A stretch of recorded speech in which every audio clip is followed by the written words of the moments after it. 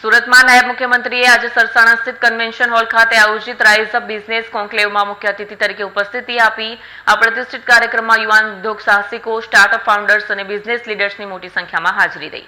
સુરતમાં નાયબ મુખ્યમંત્રીએ આજે સરસાણા સ્થિત કન્વેન્શન હોલ ખાતે આયોજિત રાઇઝ અપ બિઝનેસ કોન્ક્લેવમાં મુખ્ય અતિથિ તરીકે ઉપસ્થિતિ આપી અને પોતાના સંબોધનમાં યુવાનોને ઉદ્યોગ અને નવીનતાના ક્ષેત્રે આગળ વધવા પ્રેરણા આપી. તેમણે કહ્યું કે સુરત ગુજરાતનું ઇકોનોમિક હબ છે અને અહીંના યુવાનો વૈશ્વિક સ્તરે બિઝનેસમાં નામના મેળવી રહ્યા છે.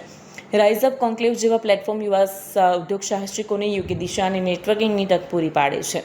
કાર્યક્રમ દરમિયાન વિવિધ સત્રો યોજાયા, જેમાં industries 4.0, startup funding, digital transformation અને સસ્ટેનેબલ બિઝનેસ મોડલ્સ પર ચર્ચા કરવામાં આવી. આયોજકે જણાવ્યું કે આ કોન્ક્લેવનો ઉદ્દેશ્ય યુવાન ઉદ્યોગ સાહસિકોને માર્ગદર્શન અને તકો ઊભી કરવાનો છે.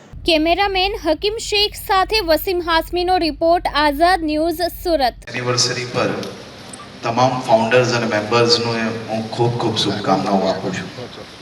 હું માત્ર બે જ વાત કહીશ કે તમે વિચારો, તમારું સપનું સાકાર કરવા માટે તમે એક પગલું આગળ વધો.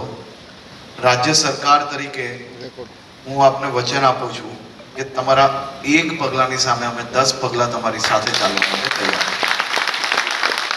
આપ સૌ લોકોને આપના સપના સાકાર થાય તેવી ખૂબ ખૂબ શુભકામનાઓ. આભાર.